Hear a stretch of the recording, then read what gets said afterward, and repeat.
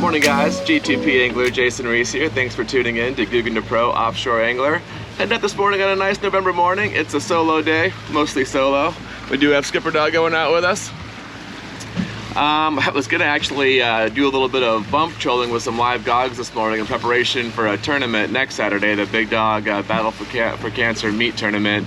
But nobody had gogs this morning, so I guess there's been a shortage of guys able to catch them at night, and there's no gogs, so it's gonna be a morning of trolling. I got some new equipment, so I want to get all that dialed in before our next outing anyways here.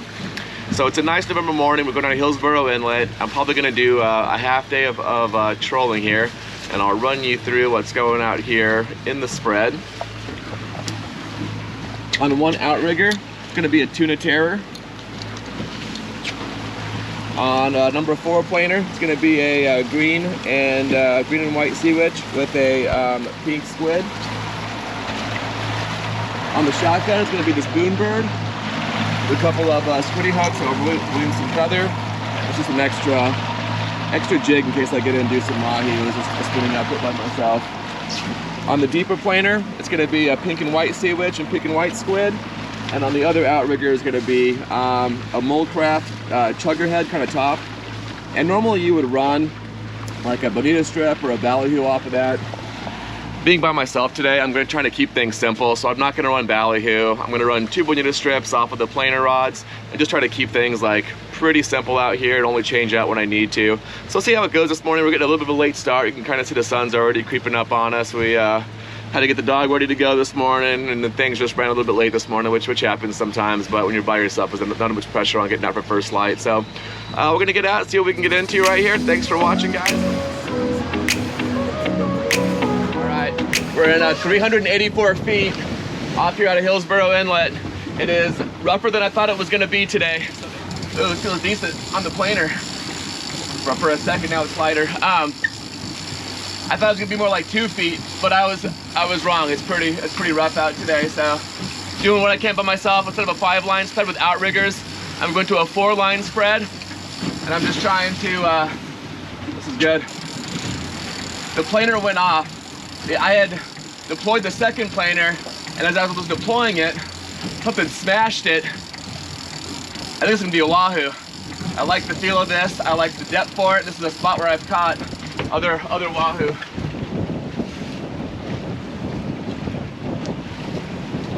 Like I said, it felt a little too dangerous to be up there deploying outriggers and stuff, so doing what I can.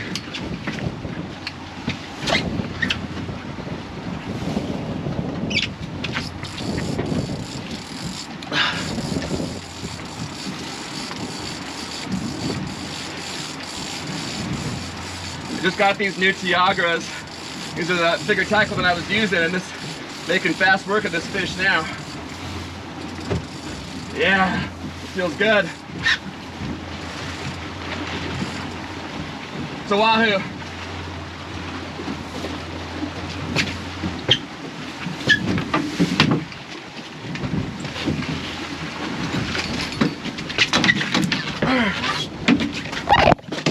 Yeah, first Wahoo of the day. I got the outriggers down, so I was banging into them.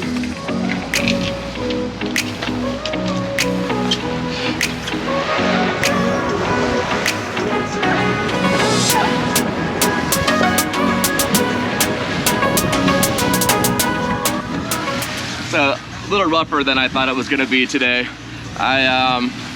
I called for 3 to 5, no, I called for 3 to 5, wind finder said 3 to 5, and I thought I was gonna do closer to 2.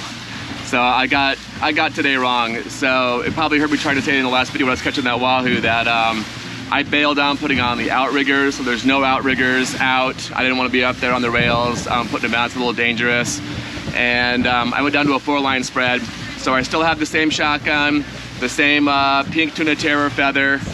I have the same planer with the pink and white sea witch, but the other planer, the green and white sea witch, the entire thing was bitten off. Like right as I was deploying, I just saw it get slammed and the whole thing was gone. I think something hit it at the planer. So I put a DTX minnow on, just trying to keep things simpler out here. My boat's autopilot is not working still, so we got it looked at by the mechanic this last week, but it's still not working. So Tried to do it all myself. It's a little bit hard to run 2 planers by yourself without autopilot. I don't want to have tangles out here. It's not the kind of day you want to be dealing with stuff. So 4 lines for now. Got 1 Wahoo in the boat. Super happy about that. It's still pretty early, so hopefully put a couple more in the boat. Shotgun definitely got hit. Getting lighter. I think it's probably like a bonito or something, not too exciting. So I came in shallow. We're back towards the inlet. See if I can find something out here. So it's 1 bonito and 1 fish that just came off. I think it was 2 bonito. Came through a school of bonito, got 2 of them.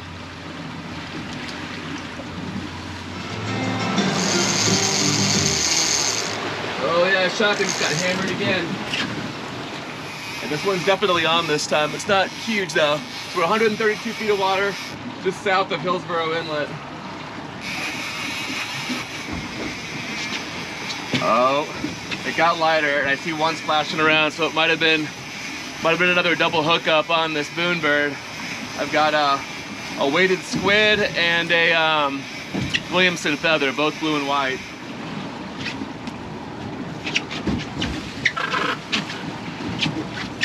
All right, another bonito.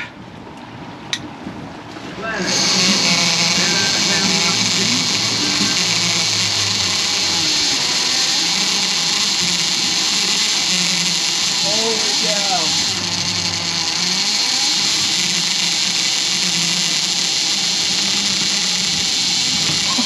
Oh, 105 feet of water. We just got rocked by something huge.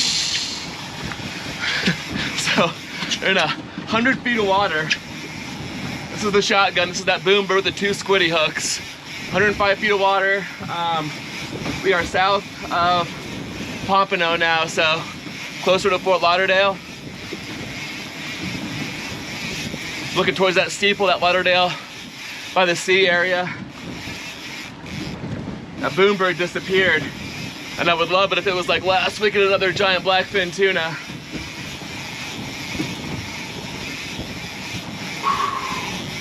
This is gonna be a 4-arm burner because there is so much line out there. I've been going over like a half dozen wrecks in the last 30 minutes with no bites, and this was just out in open water. 100 feet, so it's kind of that like rocky rubble area. Still no sign of that boonbird, so whatever it was took it down, which tends to not be mahi. It's some kind of tuna, I think. It's a big bonito. Bummer. All right. Well, not the fish that I wanted here, but we are right out of Hillsborough Inlet here. I noticed that there was a little fish on this pink terrace, like a little tuna feather. Looks like probably a little bonito. Not even big enough to have to drag off. But it's the first time I've used this bait, so I guess we know it will catch fish. This just didn't catch a big one. Looks like got more bonito than I thought. So it's happened twice now today that, especially on that last one where I pulled up a lot of line, that 2 bonito got on this boonbird teaser. It's got 2 hooks on it. And it feels like it's this one great big fish, and then one of them, usually the bigger of them, gets off, and you're like, all right, it was not as big as I had thought. And that excitement dies down fast. I can see now just that one small fish bouncing around on this again. After the 1 Wahoo, it's just been a day of a lot of bonito, fortunately. Just like last time, we lost the fish off the first hook that I could see bouncing around out there, and the second one came in, so. Another double hookup, only 3 if you count that one, and the bigger one got off again, which is fine.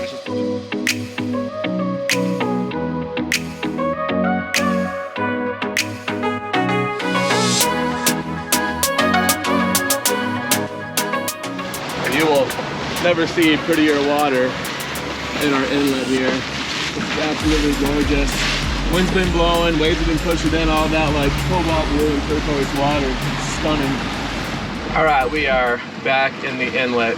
It was even a little dicey with the swell coming across by the jetty at the inlet coming in, but all in all, good day. So wound up catching a whole bunch of bonito. I kind of stopped filming it because I wound up going through a bunch of schools and catching 2 or 3 small ones at a time. So only 1 wahoo and a bunch of bonito. 1 missed bite on the planer, 1 planer bitten off, and the 1 wahoo and then a bunch of bonito bites. So I guess a day full of catches, but only 1 fish coming home. But at least it was like the target fish I was going after this morning. I think it's exciting that we are probably going to run a similar game plan for the tournament next Saturday, where we kind of drop it in the morning with the planers, go after a wahoo or 2, and then as the day kicks in, maybe go look for kings for the meat tournament. So got the new Tiagra 50 wides dialed in, so get some of the fishing gear ready to go for next weekend. And I think that's it for highlights. Definitely a beautiful day, minus the, I think it was rougher waves that I saw on social media. Everybody else was also surprised by the conditions today. So highlights were still wound up being nice, beautiful cobalt blue water all the way into the inlet. I think the lesson learned was probably similar for a lot of anglers out today, in that the forecast of 3 to 5 was every bit of that and a little bit more at some points during the day. And I think for me, the lesson learned is the wind was supposed to die down. So I thought that with the wind dying down the last 24 hours and it's supposed to die down throughout the day, it should have actually like gotten easier as the day went on, but the wind persisted and it wound up being rougher than expected. But it was fine. Wound up pulling just the 1 planer and not being able to put up the outriggers, which I think was a smart safety decision. So overall, good day. Other lessons learned. I mean, we caught the rest of the fish that we had. So I think if I pull my chart up here. So based on the Guggenheim Pro Offshore Fishing Maturity Model, let me know where you think we ranked today, and maybe how you would rank yourself as an angler down here. For me, I think this was an amateur day. I think that we left the dock with a good plan. I think we maximized the opportunities that we had, but I also think that we could have created more if I had been a little more on top of maybe swapping some baits out that weren't working, and maybe not scrambling to keep up and re-rig versus just fishing more. But at least we did, we didn't miss the gap shot. We did get the 1 opportunity that we had to bring a great fish home for dinner. So I was running you through the chart there. A few more lessons learned came to mind. One is we're in before noon, so it's not a long time out there, but the last like 90 minutes, 2 hours was pretty dry, especially for the planer. I was getting like top water bites with the bonito, but no bites in the planer. And then when I went to go bring the spread in to come in the inlet, that planer bait was shredded. So either it washed out or got bit and missed. But I mean, how long was I dragging? Probably my best bait in the water, the only planer bait, and it wasn't presentable. So that's kind of a painful lesson learned there. And the other thing too is if I've got extra yo-yos with planer rigs, so 100 feet of 80-pound mono, I've gone back to 80-pound over the 60-pound with the bridles already on it, swivels, the hooks, the sea witch, the squids, everything's ready to go. But I kept them there down in my tackle store, which is not up here. And on a day when you're in 5-foot waves and kind of hitting each wave, manually steering the boat, it's not a great time to be running down below grabbing bait. So if I had it, I may have deployed another planer after that 1 got bitten off. I'm still not sure, because with no autopilot, it was tough to keep the boat straight by myself, especially when I was bringing in fish. So not sure if that would have been better off or not, but it's just in case. It is good to have those a little more accessible if you're out here by yourself. So the plan coming up here is next Saturday is the tournament. So it's a meat fish tournament. So 1 big fish to win it all. So even though there'll be over 50 boats and some great fishing teams, with a lot more experience, with 1 big fish, I feel like that's anybody's game. We've caught some big wahoo and some big kingfish, so hopefully we can pull 1 out for next Saturday. And Friday is Veterans Day, so we may try to get out and pre-fish it, just get everything kind of dialed in and feeling good and tuned up. So stay tuned for those episodes. While you're waiting for those, check out these videos. And guys, as always, thanks for watching. Help me spread the word about G2P. I'm not great at marketing, so help me spread the word. Thanks, guys.